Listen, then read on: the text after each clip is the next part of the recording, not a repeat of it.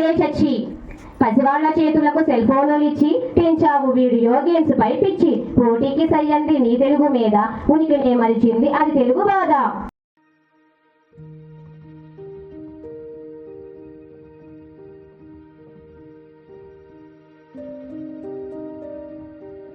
ఏలిన చక్రవర్తి ఈయన భూన విజయం సభలో అష్టదిగ్గజ కవులుండేవారు. కవి పండిత పోషకులే కాక శ్రీకృష్ణ దేవరాయలు స్వయంగా కవి.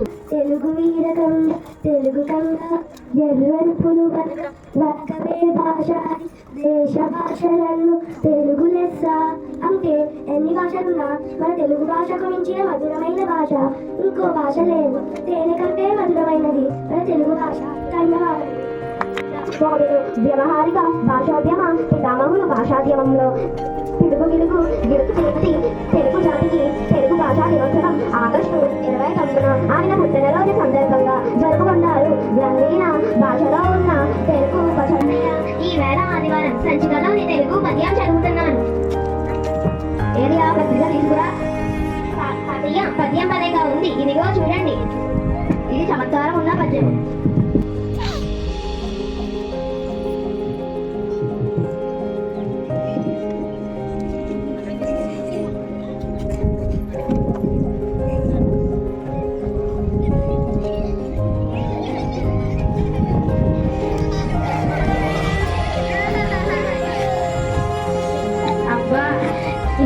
చాలా చల్లగా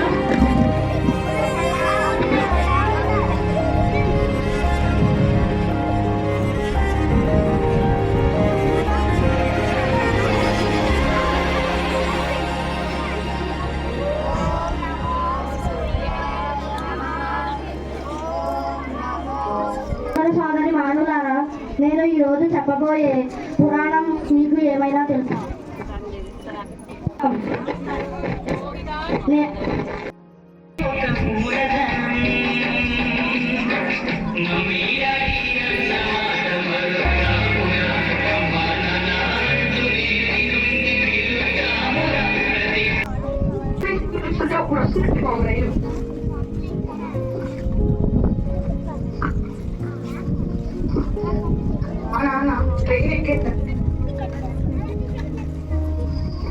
ఏంటి రాబాయ్ ఊరికే ఫోన్ చేసి నాకు ఏ కారు వద్దు.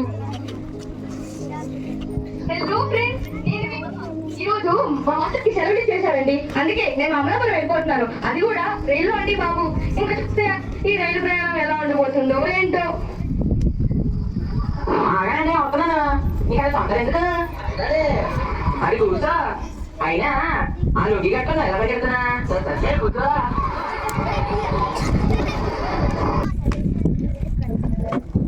సరస్వతి ముద్దు బిడ్డనే తల్లి, మన మాతృభాషే తల్లి, ఎంతో విలువైన సంపదే తల్లి, మన మాతృభాషను విడవకూడదే తల్లి.